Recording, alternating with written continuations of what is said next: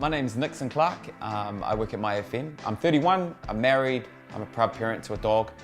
I used to have diabetes, type 2 diabetes, and just with a few lifestyle changes, I've been able to move forward and live a healthier life.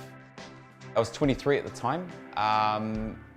I wasn't feeling too well, and I knew that something was up, but at the time I was living in a little bit of a denial patch where I just thought, oh, maybe I'm just unhealthy, maybe I'm just fat.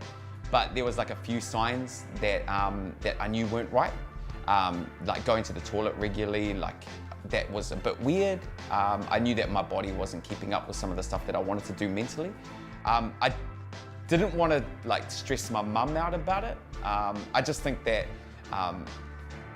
your mum's kind of the center when you're growing up of everything important, and your mum is kind of like that figure that she can't do no wrong, and I knew that she would have taken that to heart. I'm an only child, so I know that if she knew that her baby was sick with something that was caused by unhealthy living, I was living with my parents at the time, I didn't want her to blame herself.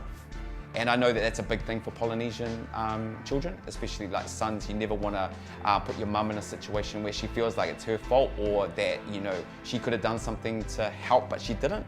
So I didn't want to stress her out. I talked to my dad about it, who's kind of more mainstream, level-headed, and he was like, let's go to the doctor, let's sort this out. So he was kind of my support person at the time.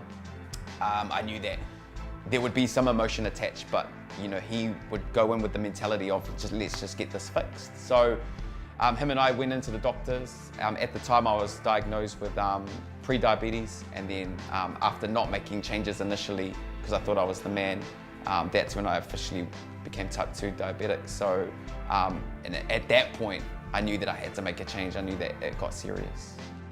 At my heaviest, I was like 120 kilos. When I started to change things, I got a bit too light because I went too extreme, and I went to like 60 kilos. So I dropped half my body weight. And then I thought, I want to look like Sonny Bill.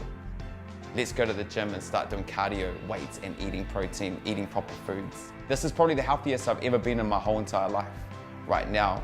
And I'm just guts that I didn't do it back when I was like in high school. Type 2 diabetes is preventable or can be delayed. It's one of those things that no one should have to go through it.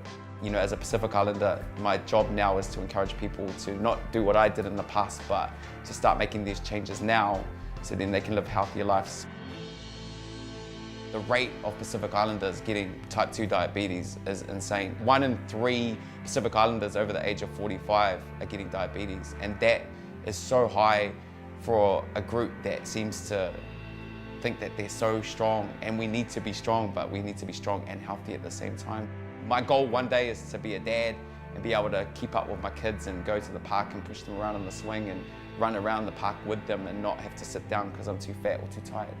So that's the next step, but at this stage now, I think that I've made some good changes that have set me up really well.